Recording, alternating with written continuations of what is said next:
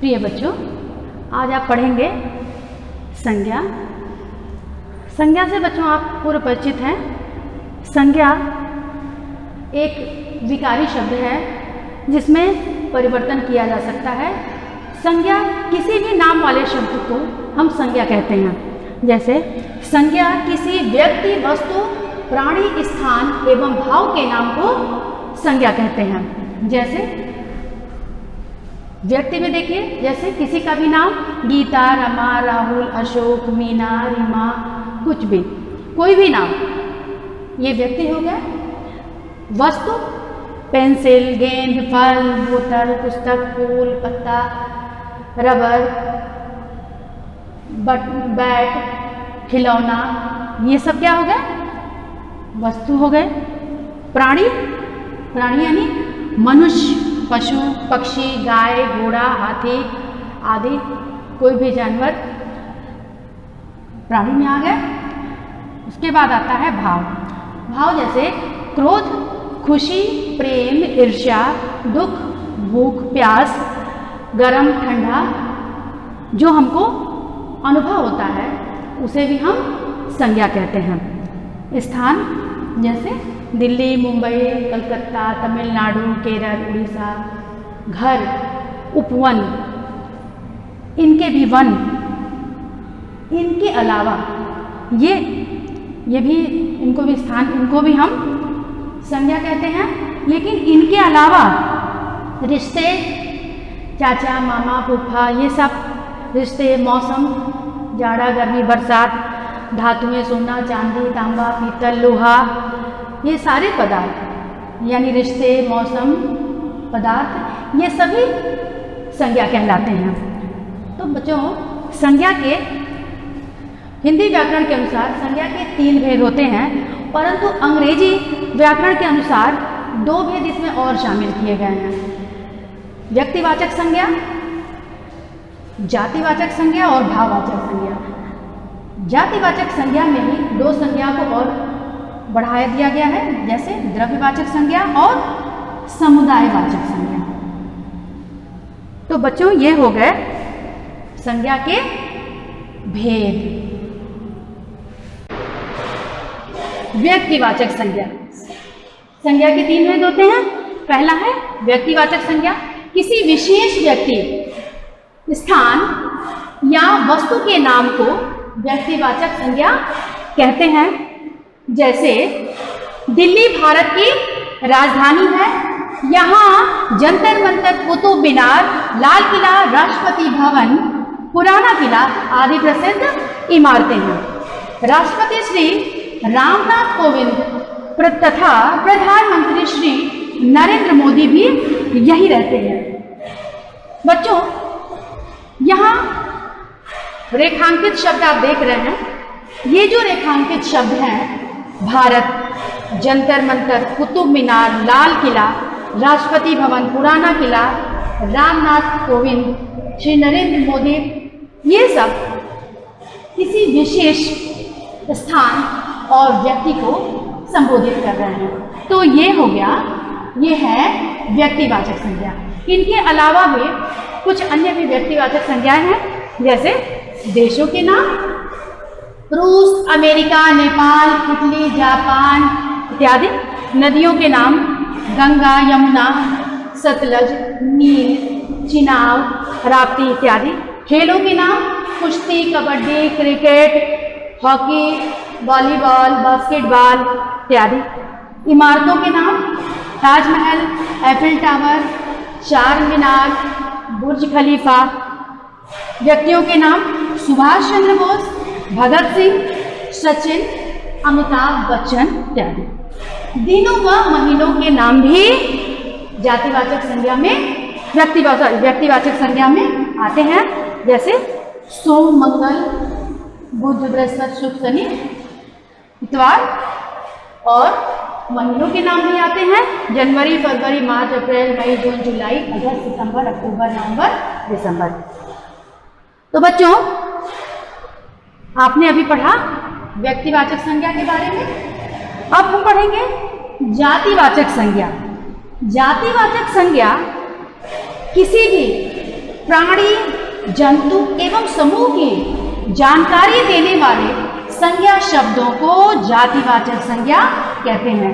जातिवाचक संज्ञा किसे कहते हैं? किसी भी प्राणी, जंतु एवं समूह की जानकारी देने वाले संज्ञा शब्दों को जातिवाचक संज्ञा कहते हैं। जैसे रितिका पुस्तक पढ़ती है, रितिका पुस्तक पढ़ती है, यहाँ पे पुस्तक की चर्चा की जा रही है, ना कि किसी विशेष पुस्तक की। पुस्तक पढ़ रही है, यहाँ पे पुस्तक के समूह की बात बताई गई है, तो यह पुस्तक जो है वो जातिवाचक संज्ञा हो जाएगा। दूसरा उदाहरण है, बच्चे विद्यालय जाते हैं। बच्चे विद्यालय जाते हैं, यहाँ पे बच्चों की बात की गई है, ना कि किसी एक बच्चे की, तो बच्चे जातिवाचक संज्ञा होगा। तीसरा है, आज हम फल खाएंगे। आज हम फल खाएंगे, यहाँ पे किसी विशेष फल की बात नहीं कही गई है, फल की बात कही गई है कि आज हम फल खाएंगे, तो फल भी जातिवाचक संज्ञा है। अगर हम कहें कि आज हम आम खाएंगे, तो आम भी जातिवाचक संज्ञा है, क्योंकि आम की भी बहुत सी वैरायटी है, तो पर्टिकुलर किसी का नाम नहीं लिया गया है, आम कहा गया है कि हम आज आम खाएंगे, तो आम भी क्या हुआ? आम भी जातिवाचक संज्ञा हो गया। जातिवाचक संज्ञा के दो भेद होते हैं। पहला होता है द्रव्यवाचक संज्ञा और दूसरा होता है समुदायवाचक संज्ञा। द्रव्यवाचक संज्ञा वे संज्ञा शब्द जो ऐसे पदार्थों या द्रव्यों का बोध कराते हैं जिनसे नई वस्तुएं बनती हैं एवं उनका माप तौल किया जा सकता है, उन्हें हम द्रव्यवाचक संज्ञा कहते हैं।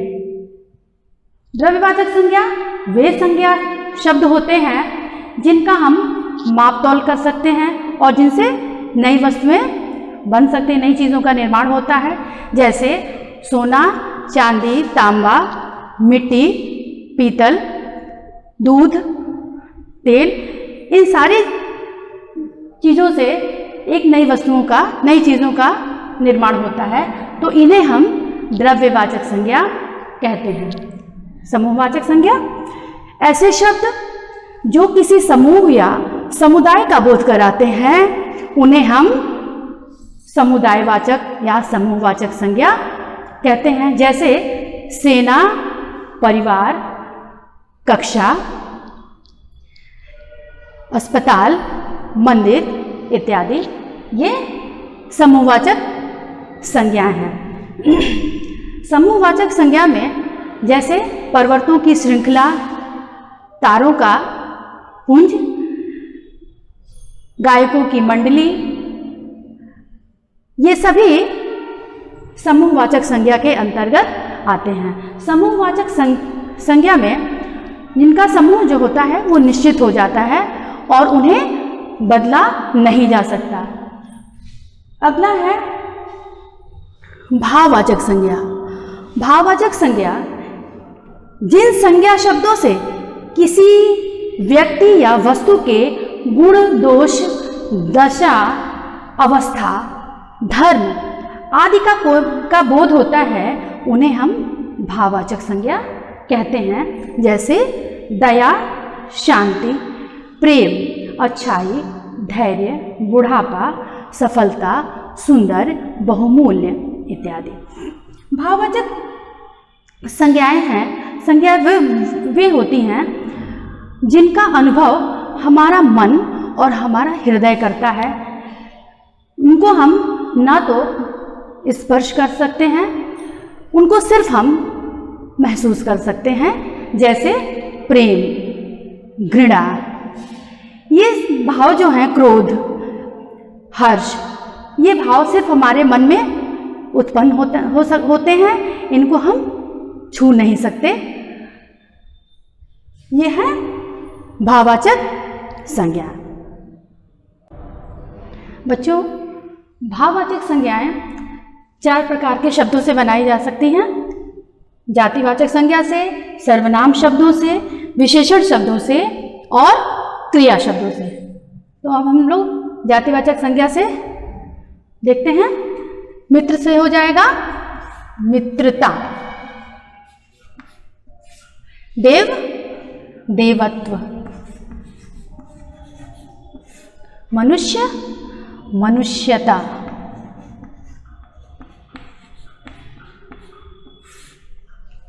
ममता से हो जाएगा ममत्व, मजदूर से मजदूरी,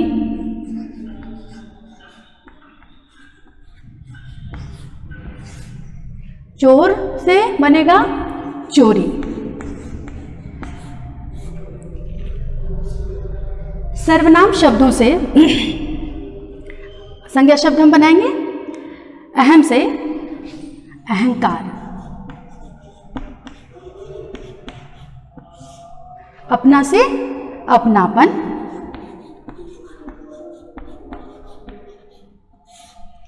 पराया से परायापन,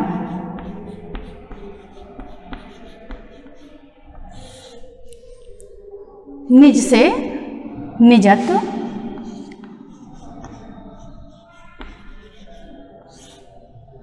सर्व से सर्वस्व।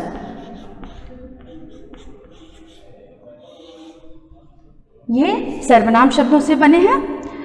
अब विशेषण शब्दों से हम शब्द बनाएंगे। विशेषण से बने, वीर से बनेगा वीरता, खट्टा से खटास, और आलसी से बनेगा आलस्य।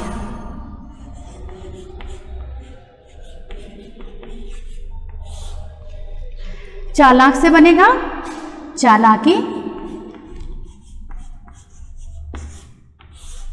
गहरा से गहराई,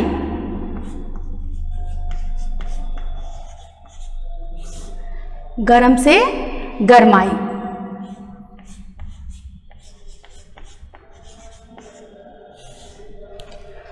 अब क्रिया शब्द से भी बनाएंगे हम। थकना से, थकना से क्या होगा? थकावट। सींचना से हो जाएगा बच्चों सिंचाई।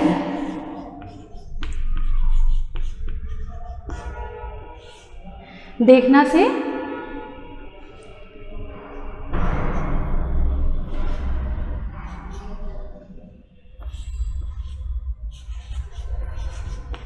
खावट। लिखना से लिखाई।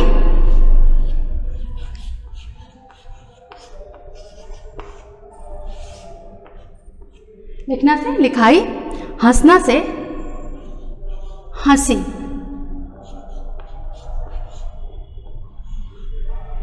ये हो गए हमारे भाववाचक संज्ञा शब्द, जातिवाचक से, सर्वनाम शब्दों से, विशेषण शब्दों से और क्रिया शब्दों से।